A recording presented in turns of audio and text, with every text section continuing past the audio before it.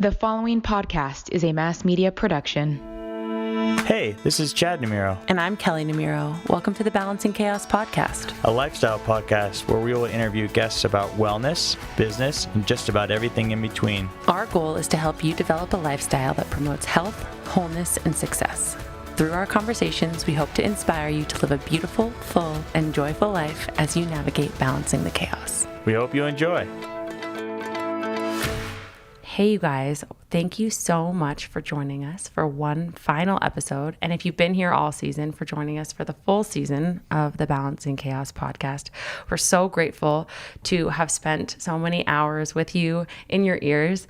Today, before we take a break and jumping into season 2, we're going to introduce you to Josh and Krystal Galindo. They are our neighbors, but more importantly, they have a really cool podcast and they have built a successful real estate brokerage here in Las Vegas where we talk to them about a ton of different topics. Oh, and I forgot to mention, they have 4 kids, 2 dogs, and 2 bunnies. So we get into how they balance all of it.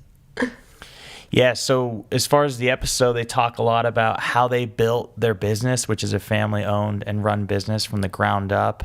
A lot about the real estate market in general right now, tips and tricks around buying your first home or honestly becoming a real estate investor. So a lot of really good knowledge, whether you've done this before or you're doing it for the very first time. So, like I said, thank you guys so much for joining us. We will be back for season 2 very soon. We hope you enjoy this last episode.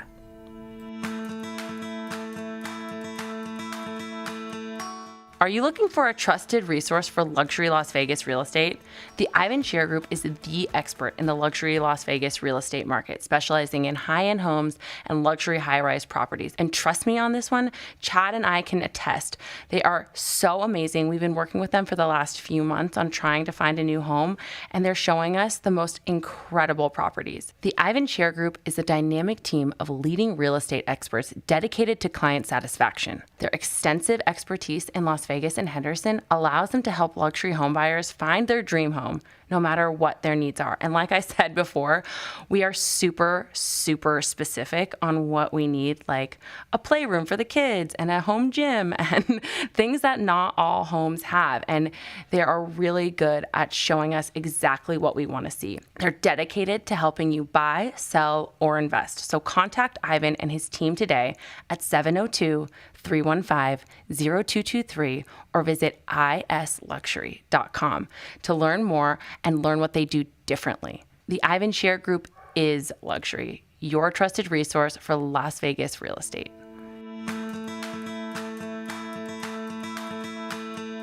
Hey everyone, welcome to the Balancing Chaos podcast. My name is Chad. This is my wife, Kelley. Today we have our close neighbors, Josh and Krystal Galindo. They have a successful real estate business. They have a family of 4 humans. I'm not sure if you have dogs or not, but 2 dogs. 2 dogs? And 2 bunnies. Okay, so 8 plus you 2. But yeah, they also have their own podcast, which we'll get into in a little bit, but we're really excited to have you both here and thanks for taking the time. Yeah, thank you guys so much. Thank you for having us. Yeah, thanks for having us. It's our pleasure. You want to tell us a little bit about your business and your family, just to kind of introduce our guests with you and your family? Go ahead. Why don't you start with the family? Okay. I don't know if there's much to talk about with the family, but we've been married for 10 years and we have 4 kids, 2 boys, 2 girls, and they're 7, 5, 4, and 2. Krystal, you must have been like 12 when you started having kids. You're so young. To have 4 kids, I love it. Our marriage. Yeah, I feel like I've been pregnant the last like 8 years, pregnant or breastfeeding. So we're done. We are for sure done. Switches off. Yeah. That's awesome. Is it chaotic or is it good? What about our family? So it goes boy, girl, girl, boy. So it felt like a book match ending. Yeah. I like it. To catch Nice. you up, to match them up. Let's see. Beckham loves soccer. Mm-hmm. Kennedy and Kinsley love gymnastics and tumbling. Jagger is at that awesome age where like every month there's a new development, like he says, ball or stand up or get up or throw your diaper away or so that's like a super awesome fun stage. Yeah. We bought these bunnies thinking they'd be great. They are full-blown rodents. Bad idea. I mean, bad idea. They literally go to the bathroom more than what they eat. It's incredible. I was Oh gonna my say God. they shit everywhere, don't they? There you go. Okay, I didn't know how They do. vulgar we could be. They shit like you wouldn't believe. I cannot believe how much this little animal can. So then I put them outside thinking they'll get to frolic outside in the backyard, and they started eating all the plants. So then I had to get like a rabbit repellent before I put them out. So we legitimately have 2 more kids with just those 2. And our beagle is so old, he's deaf and blind. Oh. Well, he can see a little bit, but he's definitely deaf. And then the Maltese is so old that she's full blind. So between the 2 of them, we have a full dog. How old's the beagle? 16 years old. Actually, wow. 16 and a half. Yeah, he's That's almost awesome. 17. Toby's Okay, been that's his entire adult life. With all of that, and you guys run a successful business, Chad and I complain, not complain, but we say sometimes like that we're overwhelmed with one, and we both have our business. I don't know how you guys do it. Can you give our audience some tips before we get into the business side of what you do and your successful real estate business? Krystal, are you always in the office or are you part-time at home? Like, how do you guys manage it? Both like practical tips or just like general, like mental tips. I think that one is hard. I would say multiples is easier because they do entertain each other and they do like get a lot from each other. So I don't feel like I have to be with them all. Like I'm there, but I don't have to be like playing hide and seek. I don't have to play the whatever board game because they're playing with each other. So that helps. I don't know. I don't know how I figure it out. I come to the office 4 days a week. Thursday is like my day off with the littlest 2. And then once I get the other ones from school, that's my day off with them. But they're all in like preschool daycares. So I have 3 drops, 3 pickups on Monday, Wednesday, Friday. they don't take Uber, huh? Yeah. He leaves the office at 3 o'clock to go grab the oldest, then comes back, brings them here. They're actually playing catch in my printer area right now. With one of my agents. So I always say I'm going to jump in here to help Krystal because she does way more than what she'll give herself credit for or be able to articulate.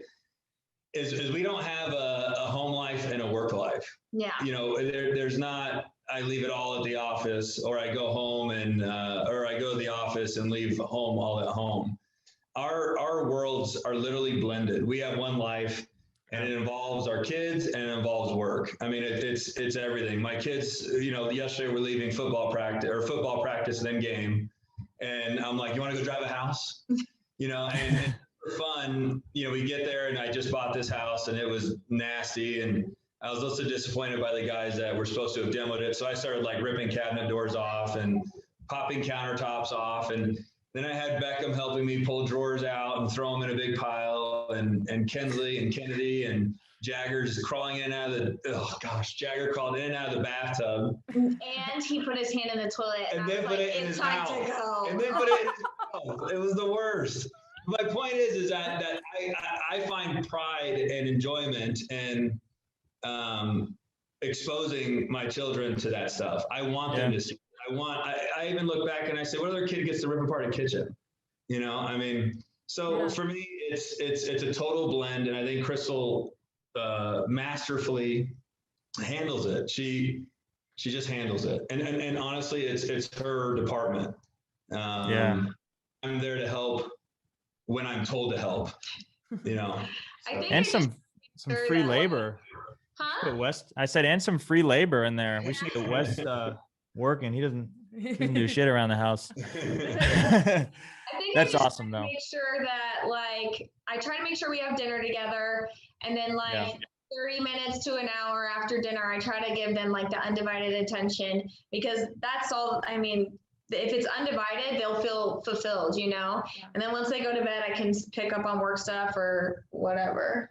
And we're real big proponents of them being extremely social. Mm-hmm. Something that I encourage new parents to do and Krystal and I obviously did this, was to invite your children to live with you. You're not living with them. So we often entertain and we have parties, and people will be up and playing until midnight, 1 a.m. Music's going, the subwoofer's blaring, and the kids go to bed at 9:30 and they sleep right through it. And I always try to prevent the scenario where, you walk up to the front door, there's a little note on the door that says, please don't ring doorbell, kids sleeping.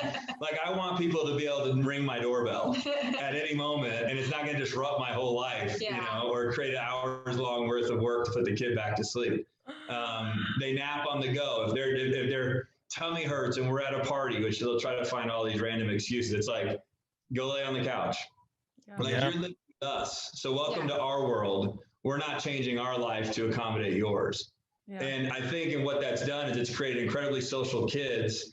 Like, literally, they're playing with an agent that they've maybe seen 5 times, instead of glued to my leg or to Krystal's leg. Mm-hmm.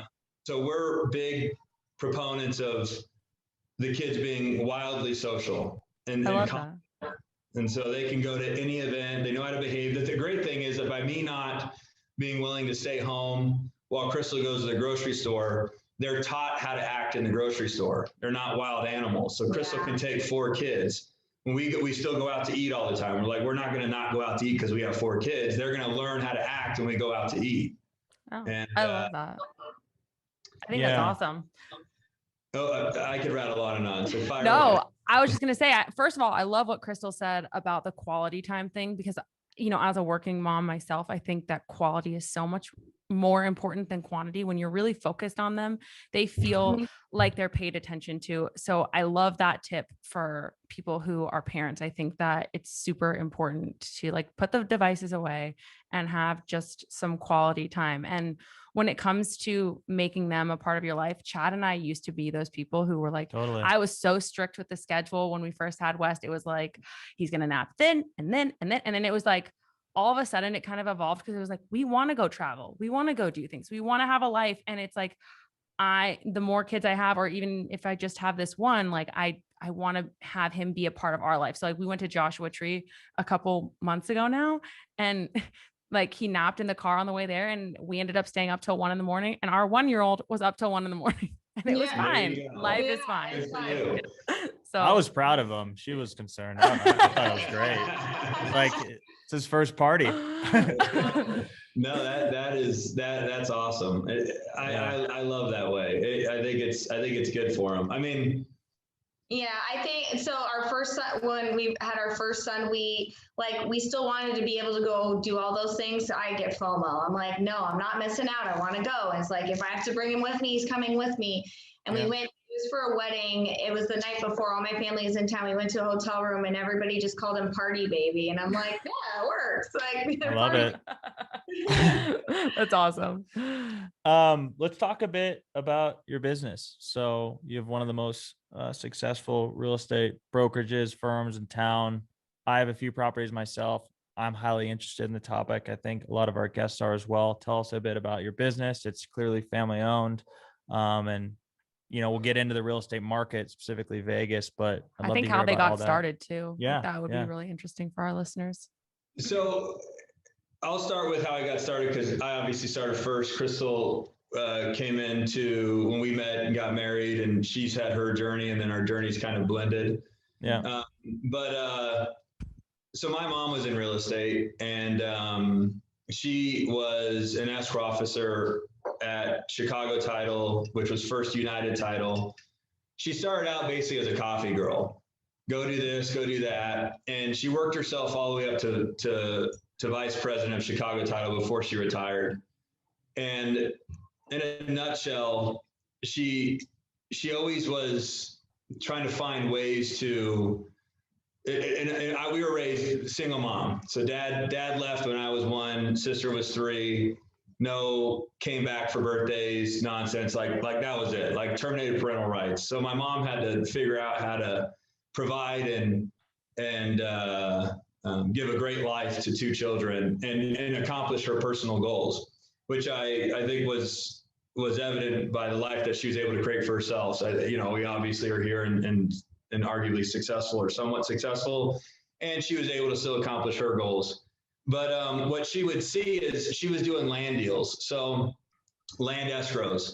So she would see a big land guy walk in with a 5-acre parcel, and then she would watch 5 other investors walk in with $100,000 checks, assuming the purchase price was $500,000.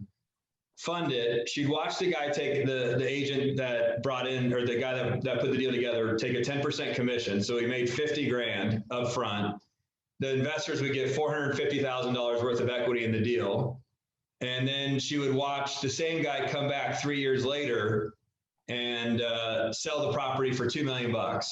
So now he owned 10% of the deal. They owned 90%. So he'd make another $200,000. Plus he'd get by owning the deal. Plus he would get a commission for selling the deal. And then all the investors would double, triple their money. And she's like, wait a second. Instead of just playing escrow officer, why not ask these people if I could be a partner in the deal? So she then built relationships where either she was asked to be a part of it or she asked, however it translated. And then she started participating in them. So she was thinking bigger than just processing each transaction. She became an investor in them. And so I turned 18. So she had some really spectacular relationships in town with some really big players. And I was a hard worker from the beginning.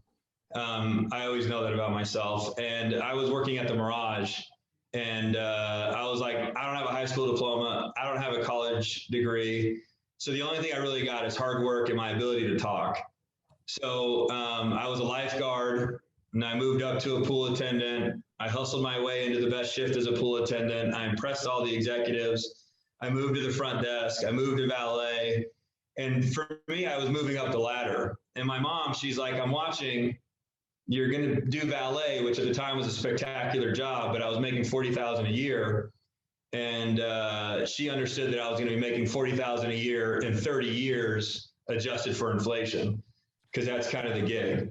So she was conscious of that. And she was like, you know what? I don't think this is the game for you as a good parent. And she introduced me to her friend. And I remember being 18. I just bought a cool Audi with a $400 car payment, my first house. And I'm on top of the world. I worked valet in Vegas at 18 or whatever age I was. And he offers me a job. And I was like, I'm good, man. I'm living good. He goes, well, the guy I hired last year made $1 million. I was like, holy cow. Like, I didn't even know that kind of money existed. I genuinely didn't understand that a human being could make that kind of money in a year. And I immediately went and got my real estate license and quit. And I didn't make $1 million the next year, or the year after that, or the year after that, or the year after that, or the year after that. But it introduced me to real estate. And I learned how to understand real estate more than simply sell real estate. I learned how to take a piece of real estate and ensure that I put it in a position to garner its highest and best use. And in exchange for putting it in that position, I'm rewarded with either a profit or a commission or something like that. So I'm beyond just a realtor or a sales person. I truly understand it. I understand how to make it worth more money and then collect a profit in exchange for my efforts. So that's how I got into real estate. And then we could just kind of fast forward to Krystal. And that was in 2005, to how we blended our real estate lives. Yeah, but you started flipping before. I bought my first house in 2008. So before that, I was syndicating land deals or doing my best that I could. Again, doing pretty well for my age, probably too well for my age. I was an original investor in the original Stonys. So I had that whole life, if you guys played that Stonys game. I was 22, living the dream. And then the whole world came crashing down on me in 2007. So I got my balls completely kicked in. I lost everything. I remember opening my Bank of America app with Krystal sitting next to me when I knew that she was the one. And I had minus $161 in my bank account. I don't know where I was going to get $161 to make that even, let alone enough to pay the next bill that I had. And Krystal loved the shit out of me from that day. From when I had rock star and hot shot at Stonys to when I was broke as shit. And I was like, this is my ride or die. And so, then we got married and. Right. And then from that point, that's when he started flipping, because a lot of houses were going to auction, and how he got into flipping the houses was starting then. And then he flipped for a couple of years with an investor. And then after we had our first kid, we started talking about starting our own real estate company, because I didn't want to go back to cocktailing anymore. I was cocktailing. So he'd work during the day and I would work at night. We were on the high five schedule with the kid. I'd have to stay up as late as I possibly could with the kid, so the kid would sleep in. And she would have to wake up as early as she could, having got off at 2 or 3 in the morning, so she could wake up at a reasonable time, and didn't have to wake up at a reasonable time with the kid. So we were both sleep deprived. I remember thinking, like, they torture people with the shit that new parents go through.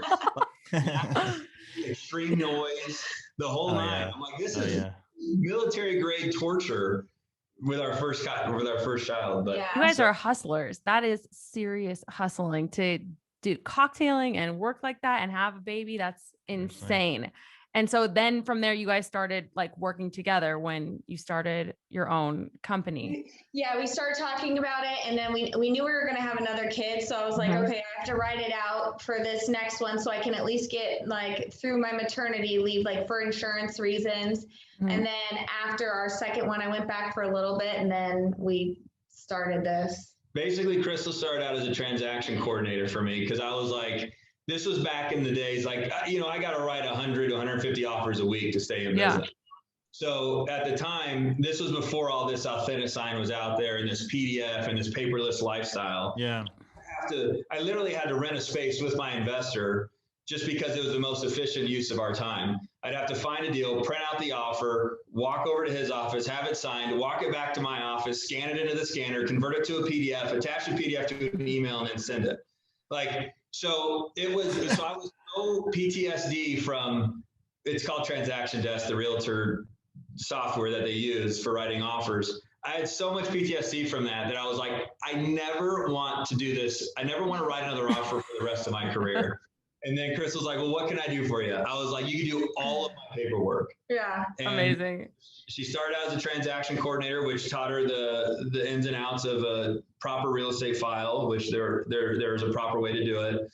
And then to summarize what she does today, which will slightly touch on your question about our business, is we have a consulting business which allows us to go into people's homes and renovate it on their behalf in the event they want that. We have a flipping business that does 100 to 120 homes a year. We have a retail business that is a general retail business, meaning if you want to buy or sell, we will represent you. And in that retail business, we have 47 agents. We have 31 rental properties. We have 2 under contract that we're closing on the 10th.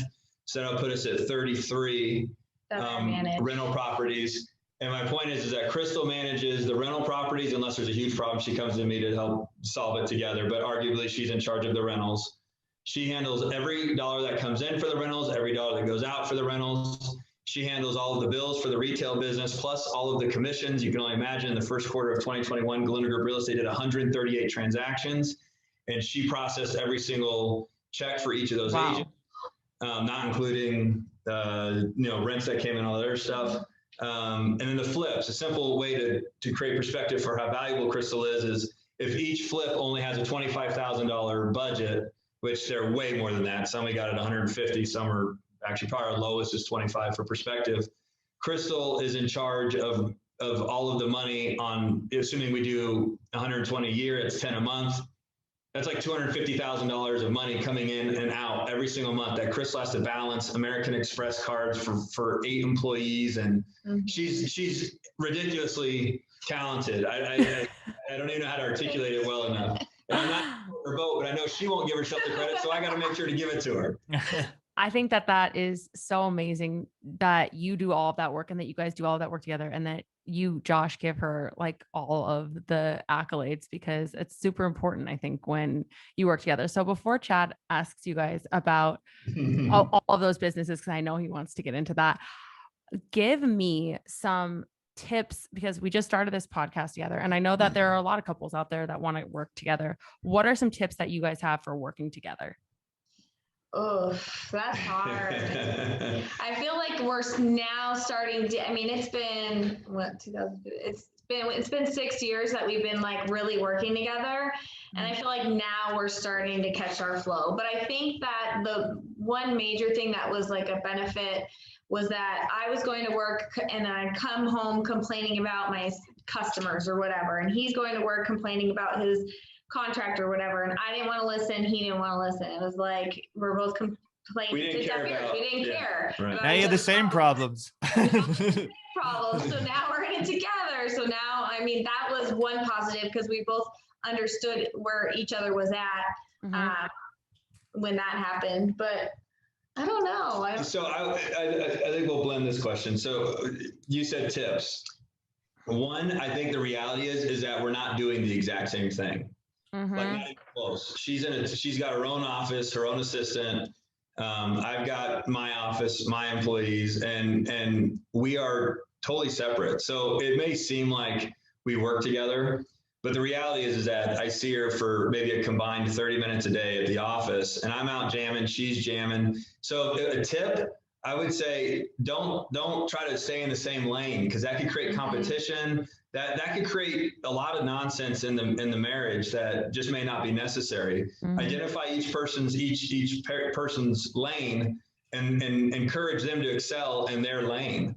And then that way there's not like, like if she was looking for deals and she's got 7 houses and I'm sitting here at 0, it's human nature to be like, either what's wrong with me? And then I pull out the shame hammer and I'm like, what am I doing wrong? And then I'm like, fucking Krystal's cheating or not like cheating, deal. I don't know. Find each other's lanes, own the lane, and encourage each other to do best in each of their lanes. I love that. That's what I would say.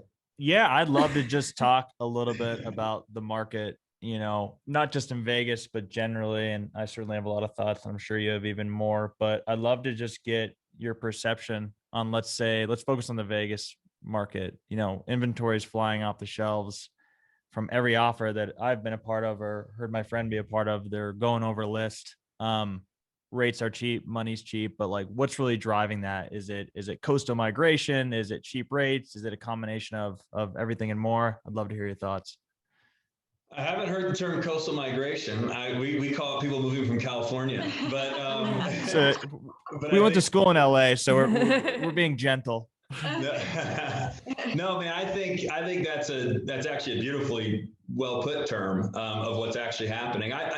I think it's somewhat there's many factors, and we'll try to go into as many as I can rattle off. But one, and all of a sudden people realize they can work from home. Yeah. And still be productive. I don't think that's forever, and I don't think that's going to be. I don't think that's for everybody. So I don't know how big of a role that's playing. But someone living in California that is working from home, selling a $900,000 house that's 800 square feet, 2-bedroom, maybe 3 if you're lucky, in a one bath and no yard, and then coming here for $450,000 and getting 3,500 square foot 3-car with a pool and spa and a huge yard. To them, it's a home run.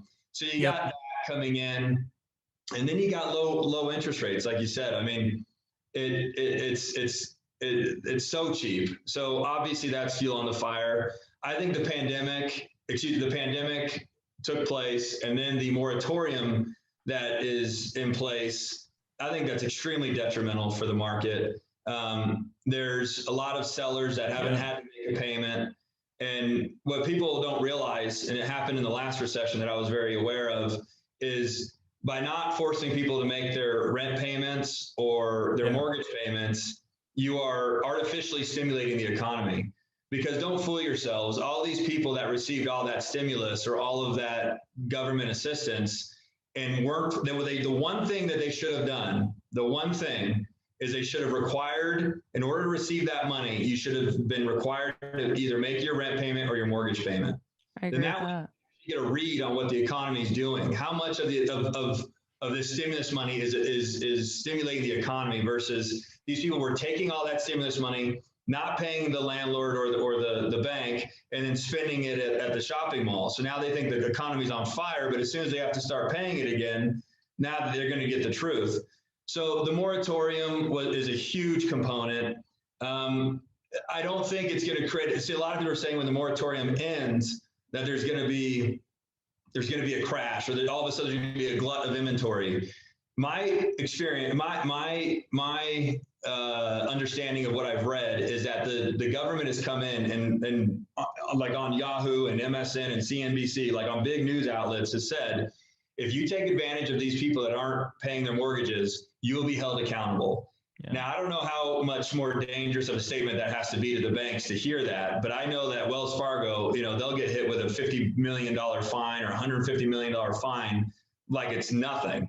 And nobody wants that. So I don't think the banks are going to just start foreclosing and kick these people out. So that's going to maintain strength in the market. So that is migration, working from home, interest rates, moratorium. And then here's what I think is happening as well is all of these people that are getting these loans so cheap, like we just refinanced our house next to you guys.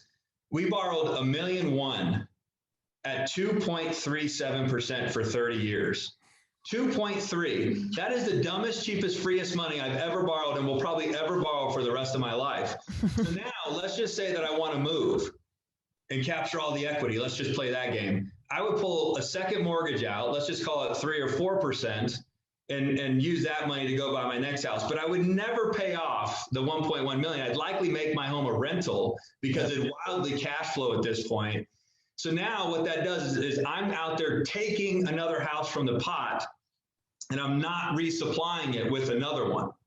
Does that make sense? Mm-hmm. So all the people that have either bought or refinanced at these extremely low rates, now they have no motivation to sell because the property will cash flow as a rental. So then they go and take, but they don't replenish. And that's also driving down the inventory. So all of these factors, I mean, think of how many we just rattled off here. I think that's five. Five factors are just banging down on this inventory problem. And as long as there's a lack of supply and an abundance of demand, then prices just keep jumping. And they're jumping like crazy. You hold that question for me. I got some wild stories around that.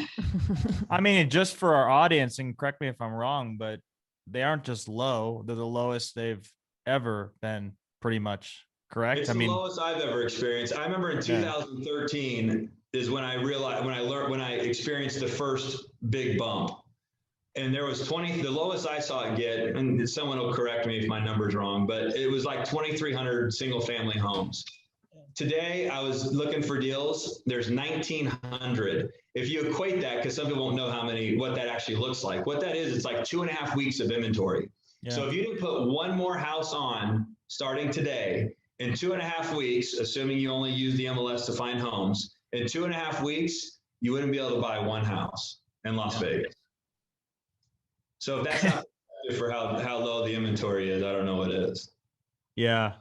Well, I refinanced almost all my properties. I think it's a popular thing to do. One question I wanted to pose is something that I actually have a few individuals, friends of mine, they're looking to move from California and they're like, well, the rates are cheap, but I'm having to go whatever it is, 5, 6, 7% over listing. My answer to them was, who cares? Just amortize that extra amount into the 30-year loan and just get the property. Because my take on real estate is always that in a decent market, and there are so many of them, it'll always go up over time. I'm assuming you feel the same way. I do. I lightly agree with you. They'll always go up. At the end of the day, they always go up. But you got to have strength to make it through those lulls, because lulls could. I mean, we learned that last one. Although I don't think that'll ever happen in our lifetime again, where they get that low. Yeah. I'm a big believer in what you just said there. People, I call equity in a home or equity in anything you've got is either a bragging right or it's a bitching right. But it doesn't equate to anything. It's like me coming to your house and being like, did you see what the last model match sold for? Yeah. Like, what does that do for you or I other than create conversation? Or, God damn it, I'm flipped on my house. I'm fucking upside down $500,000. What does that do other than create conversation? What actually changes people's lives and the way that they live is cash flow. That means what goes in and what comes out. So if you could borrow at a very low rate and have to pay a little bit more, but your mortgage is this, you can afford that for as long as you're in business, then what you pay for the house means nothing, because it's just a bragging right or a bitching right. If it goes to zero, can you still afford this? Okay, then what's it matter? Yeah. The only time that matters if you're going to buy or if you're going to sell. Yeah. And assuming most people are going to stay in their home for 5 to 7 years, I think even if it did correct in the next 2 years, you got 5 years left to figure it out. Well, and isn't it, if the interest rates were higher, you'd be paying more, or you're paying more for the property. It's like an even swap. That's my other argument is real estate stays in a box. The box doesn't change, but the terms and factors inside the box do. So if prices go down, they usually go down because interest rates go up. So now the cost to borrow is more expensive. So your payment didn't really change. So that thing that actually matters that nobody pays attention to didn't change. So you're like, I'm just going to wait. Because I think the market's going to go down. Okay, well, interest rates go up and that house costs you the same amount of money. Now you got equity, you can party and brag, but it didn't change your cash flow situation. Yeah. Cash flow is king. Not cash, not equity, cash flow. Yeah. Quickly pausing this episode of the show to let you know that my private one-on-one coaching container is now open. Over the course of 2021, I'm only going to be working with a small, select group of women to help them return to feeling like they're at home in their bodies, to help them lose resistant weight, to feel less anxious and more energized. My one-on-one coaching is truly for you if you're tired of feeling depleted, overwhelmed, bloated, or like you're just not enough. There's no magic pill or cleanse or detox that's going to work. You are really ready to make that commitment to yourself and create the habits that will lead you to hormonal balance and vibrant health. I'm here to help you get to the root cause and create meaningful change. If you're feeling called to work with me so that you can finally feel at home in your body, head to the link in the show notes to learn more. So interest rates, equity, cash flow, I think that these are all good things to talk about, and something that I understand now after being a first-time homeowner, but there are definitely people in our audience who might not understand that. So to give people a little bit of perspective, if they were going to buy their first house, what would be some advice that you have for them? Or what would be some general thoughts around that? Because it can be really intimidating for people. Yeah. And talk about the tax shelters too. I think a lot of people don't know you can write off the interest. You know, they don't understand what the benefits are. So yeah. There's a ton of benefits. If you live in a house for a total of, I think it's 2 years. 2 years. In 5 years, of the 5 years. 500? Total of 2, yeah. It's completely free. We've probably accumulated close to $1 million in 100% tax-free money by moving. Like we live in a nice home today. I think we can I'll candidly say that and be okay with it. But I always tell my friends, like, I didn't start here. We bought a little $136,000 house, sold that for like $190,000. I had a house that I bought for $140,000, sold it for like $200,000. We moved that money, bought a house for $250,000, sold that for $550,000. Took that money, bought a house for $466,000, sold it for $700,000. Took that money and bought the big house. So first and foremost, I'm a believer in just do it. Yep. Don't overanalyze yourself. But I remember, I'm going to relate with what you said, Kelley, because I remember sitting down in front of my mom's friend that has taught me a lot of real estate stuff when I was buying my first home. And we were talking about the mortgage payment. And I remember putting that together and being like, man, that's a big payment. But I was putting my big boy pants on and trying to pump myself up to take it on. And then he hits me with like all the other stuff. You know, you got to pay the cable bill. You know, you got to pay the internet bill. You know, you got to pay water, trash, sewer. And I remember, that little 20-minute conversation scared me out of the whole idea. I was like, I'm not buying it now. And most millennials, they're candidly scared of taking on debt. There's a reservation among our generation. And I don't believe in it either. I think it's the best asset you can have. But continue. Yeah. So first and foremost, you don't need as much. Okay. So I've had such wild questions asked to me by people that don't understand the buying process that I think it may be important to just touch on those. Mm-hmm. So first and foremost, the great thing about buying a home is, as your landlord, Galindo Group and Galindo Futures, our new entity, every year I'm going to reanalyze what the rents are on my property. And if they've gone up, I'm going to politely ask for you to pay more. So now you better hope that your income has gone up. So when you rent, there's no stability on what you're ultimately going to have to pay. If I decide to sell, I'm going to ask you to leave, and now you've got to go and rent a new place. So renting is not always the safest move, obviously. Versus a fixed mortgage. If you get a 30-year fixed mortgage, which I'm a big believer in the 30-year fixed mortgage. I don't like these interest onlys, these arms, all this other stuff. 30 years fixed. Bread and butter. What's that? That's a bread and butter, of course. Yeah. So that payment stays the same. So if your house goes up in equity, your payment stays the same. And the reason I'm beating this question up is I actually got asked by somebody, does my payment go up if my house goes up in value? And it doesn't. It's fixed. So that's a quick myth to just throw away. So your payment's always the same for 30 years. So you can build your whole life around that payment. The other thing is you don't need very much money. If you go FHA, you can put down 3.5%. Yeah. So let's just say that it's a $100,000 house. You need $3,500 plus some closing cost money. So call it $7,000. So for every $100,000, you're going to need about $7,000 to be able to buy it. So that's the least expensive way to get into a home. If you go FHA, there's a thing called private mortgage insurance that you have to pay for. And that protects the government, or excuse me, protects the investor in the event you default on the property. It's like paying your car insurance. You pay $100 a month and you get into a car accident, they'll write a check for $10,000 to fix your car. So that's what private mortgage insurance is. If you go FHA and don't put down 20%, you'll be forced to pay that. Yeah. If you put down 20%, you won't have to pay that. So while it sounds sexy and attractive to only have to put down 3.5%, you will be paying the private mortgage insurance, and the private mortgage insurance goes to nothing. So I'm a believer in trying at the very least to put down the 20% to eliminate having to pay the private mortgage insurance. The second thing is when you find the home of your dreams, it satisfies all of your needs. I would fire away on it. Like it's if you don't get it, you're gonna be executed. Like fire away on it. Do whatever it takes to get it, because they don't make homes are like thumbprints. There's not another. They're all different.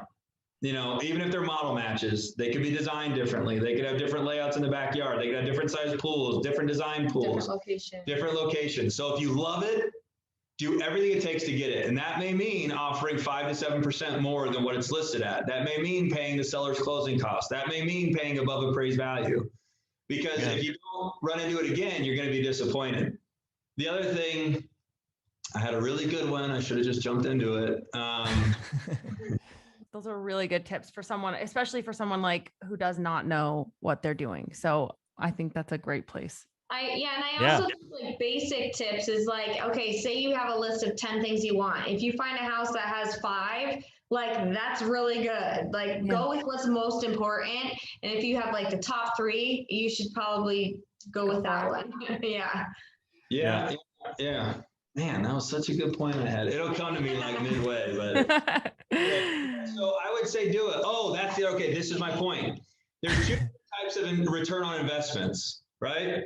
Right now, we both bought these hats. They're worth 0. If you tried to sell me your hat, I'd give you nothing. If I tried to sell you mine, you'd give me nothing. But we paid for them because the return on investment is I like the way it fits. It protects my bald head. The investment is in other ways other than monetary value. And I think people get hung up on buying a home with the sole thought of it being an investment. It should be also, you need to also picture, what am I going to do with this home? And will that action create a memory that's enjoyable, that's lasting? That is also a return on investment.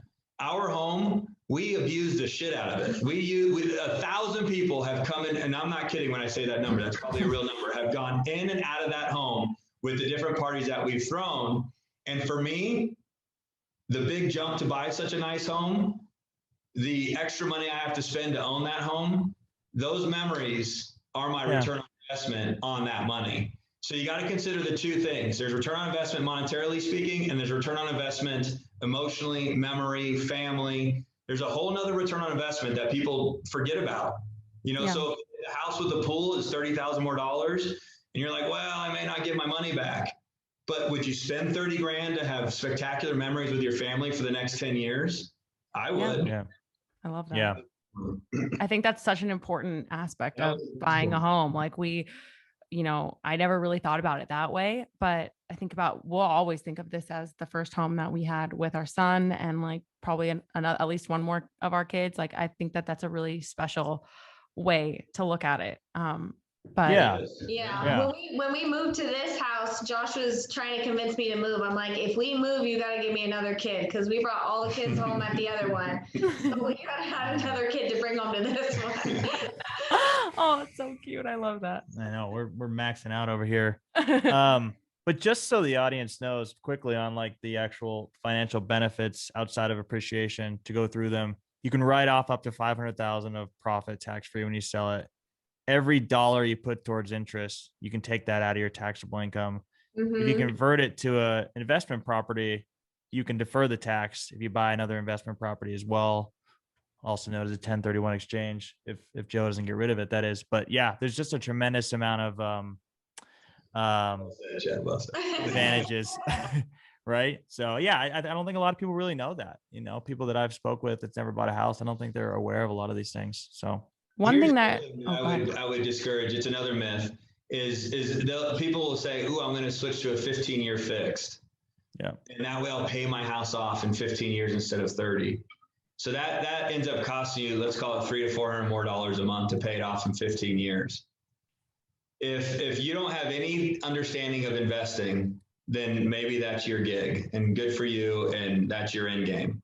If you have a desire to invest, I think you're better off doing the 30-year fix, saving the $400 a month, which is $5,000 a year over 30 years, and invest that extra money.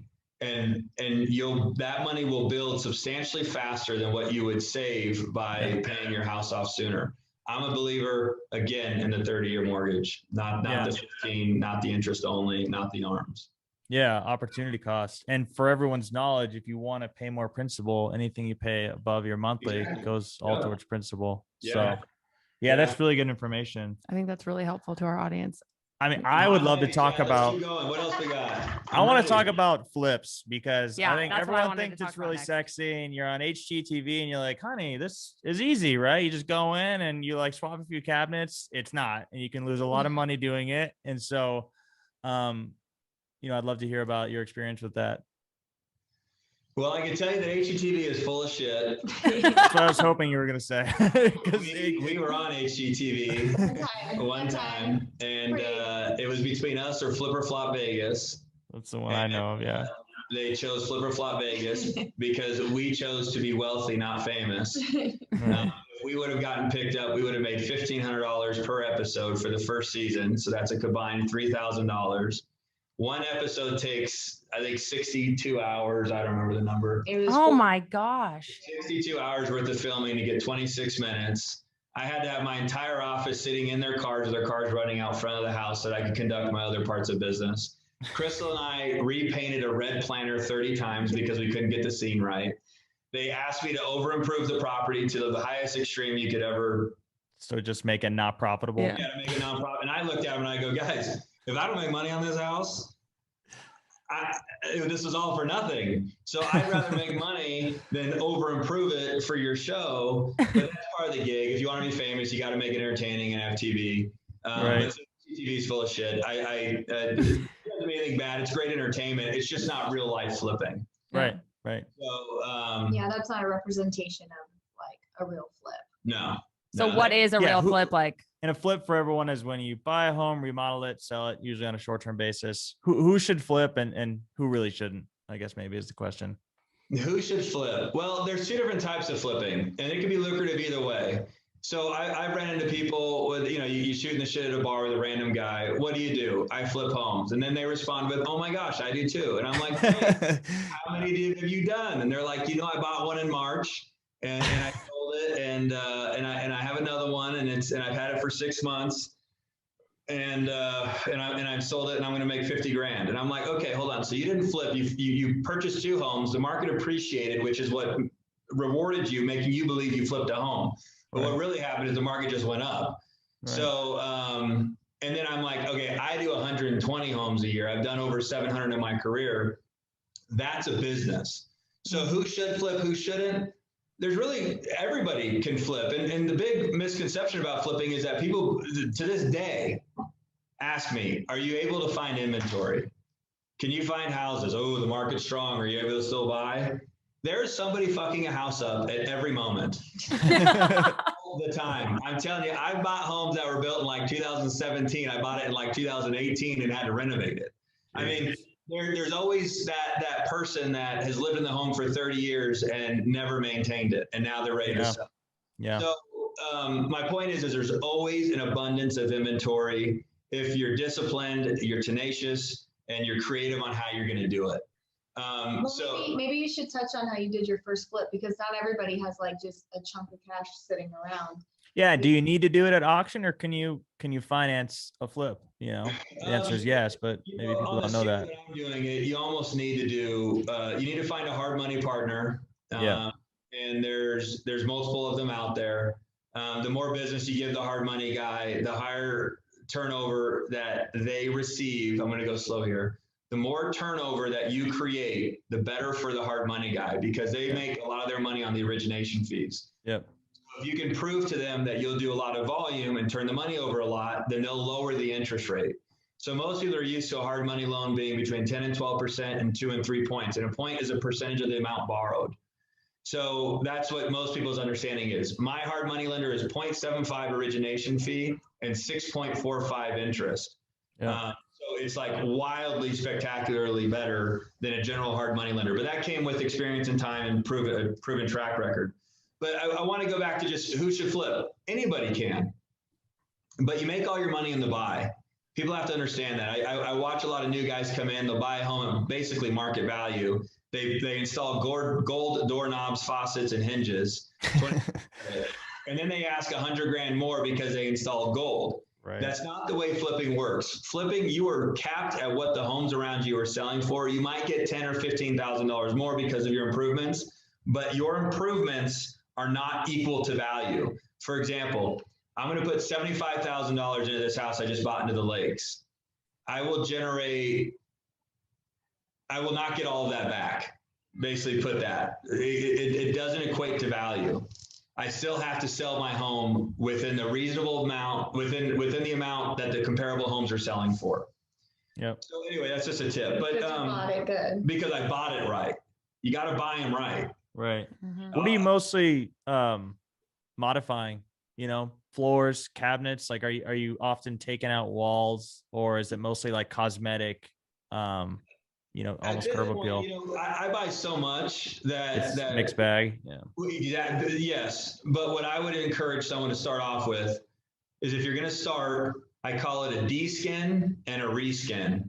So that means you don't have a lot of floor plan changes. Your job is to go in there and pluck stuff off the wall, pull out the cabinets, anything you can lift with your hands, take out. Anything you lift with your hands, put back in. That's a de-skin and a reskin. That's a good start for somebody. But to tell you, I've built 7 pools. I've put 50-foot beams in. I've moved master bathrooms from one side of the house to the other side of the house.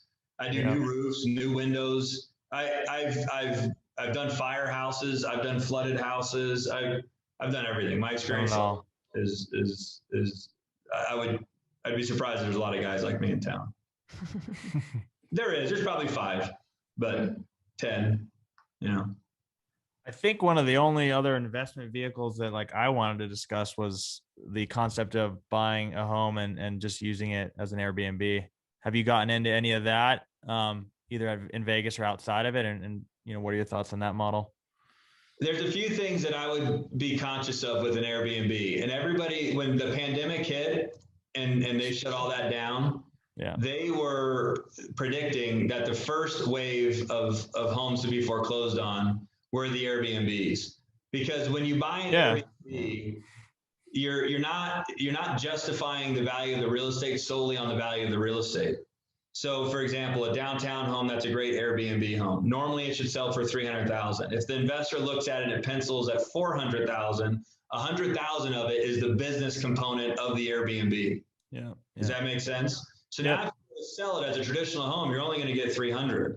So now you're kind of married to the Airbnb model. So that's just something to be conscious of. Again, you should be buying them at a discount, improving them, and then knowing that you could sell them at what the market allows for. So if Airbnb is a business more than it is a real estate investment. The tool to generate to that creates the profit for the business is the real estate, but it's not a real estate play necessarily. Yeah. Because unless you play it right, you know how to buy them. So we did it one Airbnb, and it was totally by accident. We bought a house in a little condo in Bryan Head. I bought it for, it's the greatest rental I've got. I bought it for $120,000, put $17,000 into it to make it right between the rehab and the furniture. So we're into it for $137,000. Krystal and I are leaving. She goes, honey, and nobody was supposed to go into it. It was supposed to be our little space. We were leaving. She goes, we're not coming back for 3 months. And I was like, holy cow, 3 months. I was like, throw it on Airbnb because I got to make some money on it if it's going to sit for 3 months. The first month we generated $4,400 on a $137,000 investment. It's like spectacular. So incredible. That turned me on. But the other thing is I think you got to kind of be first in, because now the same unit literally is $275,000 is what they go for there. So would I build an Airbnb model around a $275,000 purchase that kicks out $4,000 a month? Yeah.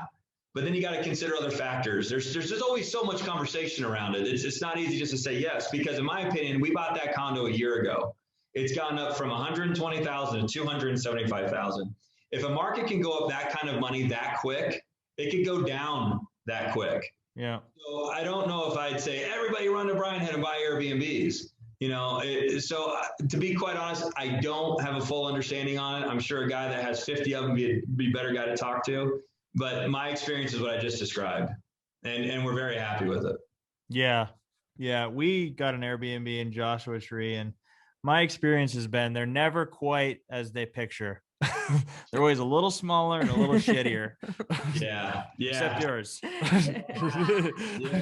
I'm sure someone believes it was probably a little smaller, a little shittier than I thought. Yeah.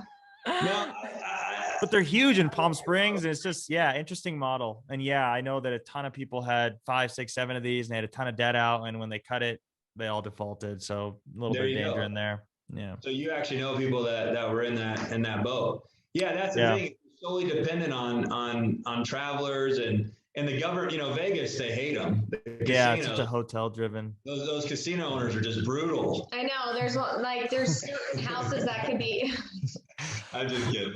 Nah, they hate them. They don't want them because they take the people, and I don't want them. Out of rooms. Be so dependent take on the beds out of the head. Yeah, Vegas isn't the market for it, but I figured Bryan Head probably is, right? Yeah, of course, destination. Not the ones here, you have to be in a certain area, right? Yeah, you got to be in a certain area. They'll shut you down. You got to get permitted. There's all kinds of interesting. Yeah, that's the other thing is all the regulation around it, of course. So my model is the rental game, Chad. Is my model too. So where it gets difficult is your first one, because I'm sure Kelley's going to say they'll break it down for someone that's never done it, and that's probably a more appropriate conversation. Is the first one's going to be tough. I'm a believer in buying them cash. I'm only now financing them because my cash flow is so heavy that there's nothing that can really take the family down, but to go super leverage heavy in the beginning, I think that's risky because you probably don't have the wherewithal in case something does happen. But let's just say in the beginning, I'm a big believer in cash as you're building.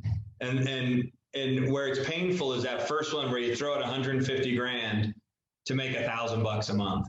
You're like, what the hell? That was a huge safety blanket I had in the bank, and I just threw it out there, and now I'm making $1,000 a month.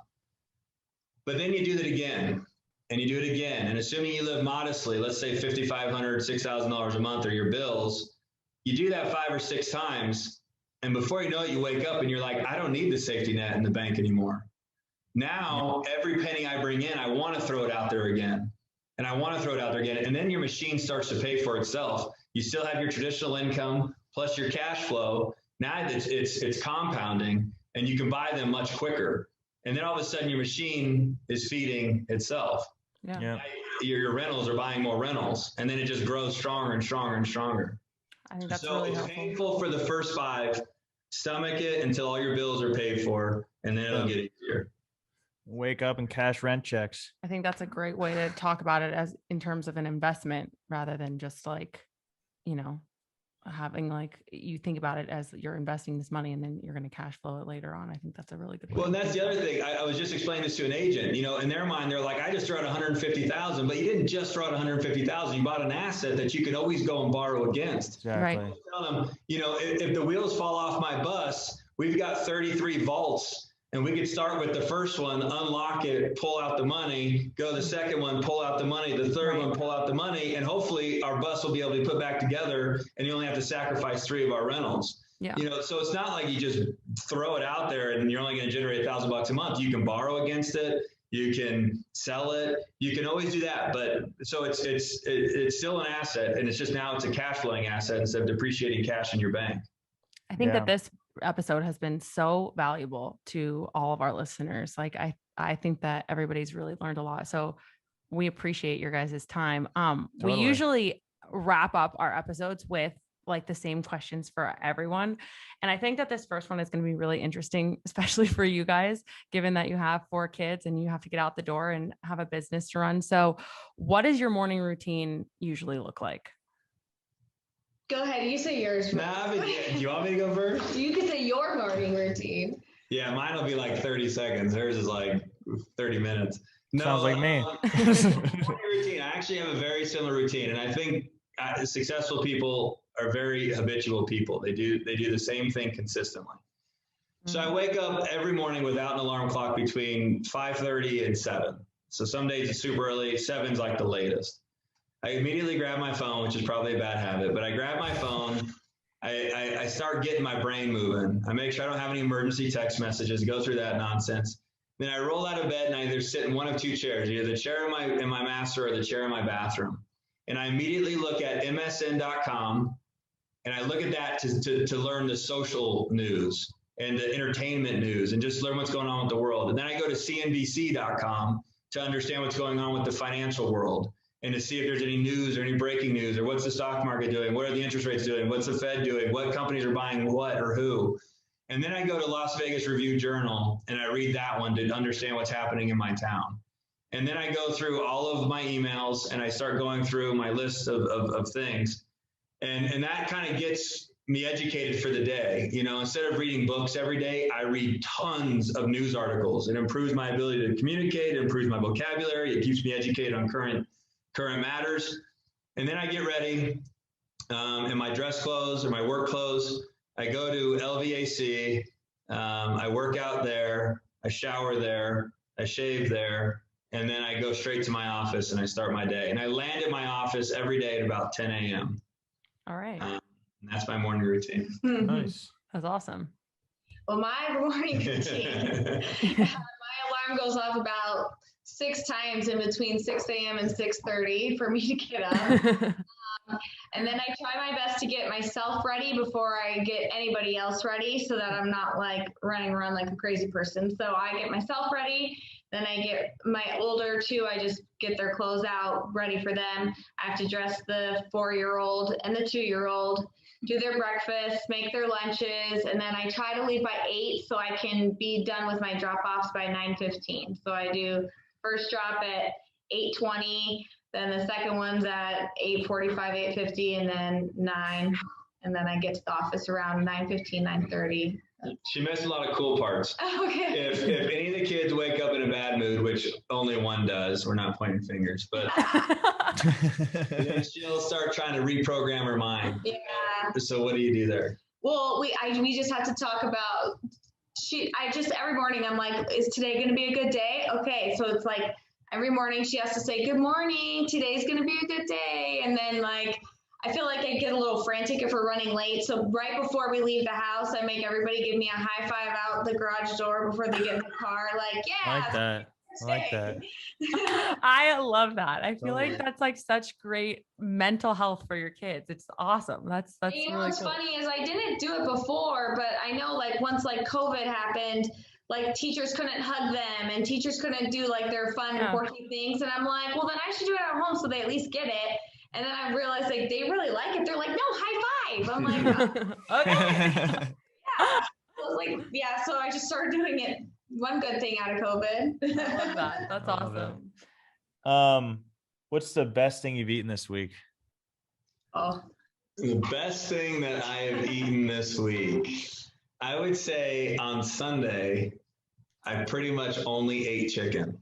And for me, that's the best thing that I feel best about myself when I do that, because for me, it's high protein and low carbs, and I try to keep the carbs light. And so wait, best thing like health wise or like taste wise? Because taste wise, I had a badass cookie. We usually say taste wise. Yeah, like that's up what for you, interpretation. yeah. The crumble cookie all day. Oh yeah. We had People love crumble. That's the ones that they had on the plane. You remember? Oh yeah, Those really those big. are really good. Yeah. Yeah, those are the best. I could be on the strictest diet ever. If somebody rolls up with that, it's I have game to. over. Yeah, that's exactly how I am. All right, this next question is a little woo-woo, but that's me. So if you were a color, what color would you be? Purple. That's your guys' company color, right? Don't say white. Yeah. It would be purple though. It's been my favorite color like my whole life. I love it. And I love purple for lots of reasons, but I think I don't know if there's a lot. I'd be white because I love the color white. I think Your cars are white. My cars are white. Walls are white. I love wearing white shoes and keeping them clean. I love white shirts. White I love chairs. yeah. Just so happens to be the company colors also. Yeah, you guys cars all are white. Yeah. I didn't realize That's all intentional. A lot of our marketing, we didn't have any money when we started. We had to get creative on how To brand. Sure, of course. without spending money. And that's what the stickers are about. That's why the cars are white. That's why, they're a grade nicer. I'll pay the extra bit in the monthly car payment to be able to brand all over town with a car that's worth looking at with a logo on the side.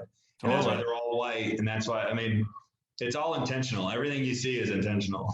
Yeah, branding is everything. What is on your nightstand? 12 empty water bottles. Have some crystals there too for like good vibes. Some good energy. Yeah, but I do have a lot of empty water bottles. Stay hydrated. That's okay. I have to. You want to know what's on mine? Yeah. A lamp. Yeah. That's I feel like all men say the same thing. I have books, but That you whether don't they get read. opened or not. Well, I'm like you. I like reading news articles and financial news. It's just more digestible. Yeah. It's a guy thing. Yeah. All right, last question for you guys. And I feel like as our last episode, there couldn't be two more perfect people to ask this question to. Our show is called Balancing Chaos. So give our listeners your best tip for balancing the chaos. Whenever you think you are maxed out, either verbally announce it or in your mind say it. Fuck this. I can take way more. Bring it on. Reverse it. Instead of becoming a victim to it, buck up and say, I want more. Give me more. I can handle more. I'm stronger than this. I'm tougher than this. I can take on more right now. Let's go. Give it to me. And what that does, it dismisses the amount of stress you really have going on. You're like, shit, I guess it's not that bad. I can take more. That's a good one. That's the one I use often. Seriously. I love it. I think that's a great place to end. So thank you guys so much for coming on today. We appreciate you. This was seriously so wonderful. And I cannot wait for our listeners to get this one in their ears. So Yeah. Thank And you guys so everyone much. check out their podcast. It's called Rugrats and Renovations. oh Pretty good yeah, we didn't stuff. even ask you guys about your podcast. We'll have to Oh, talk oh. more about that next time. Or you Yeah, guys next tell us, time. give us a little blip because I want everyone to go listen to your guys' podcast. It's awesome. I mean, it's called Galindo, Rugrats and Renovations, and it's like a combination of lifestyle and business. We talk a lot more about business than lifestyle, but just how we blend the two. And Love it. We're very heavy and focused on mindset. We think mindset is the key to everything. So we like to double down on that. It's not Awesome. just mechanics on buying a flip cheap and then selling it for more No. and you'll be a millionaire. Like, no, Yeah. you have the right mindset. And that's what that podcast focuses heavy on. Yeah. Not like those infomercials, huh? Exactly. It's all artificial motivation. The second you swipe out, you're like, shh. Well, let me go back. And then you swipe back up and it's got the good music again and you're all hyped. And then you swipe back, you're like, shh. Well, thank you guys. This was so awesome. Like I said, and everyone go listen to their podcast, Going Galindo. You will absolutely love it. We will have you guys on again. This was awesome. Thank you so much. Thank you both. Have a good one. See ya. Hey, thanks for listening. Please make sure you rate, review, and subscribe to the podcast. You can also connect with us on social media at Wellness by Kelley. Drop us a DM for who you want to hear from.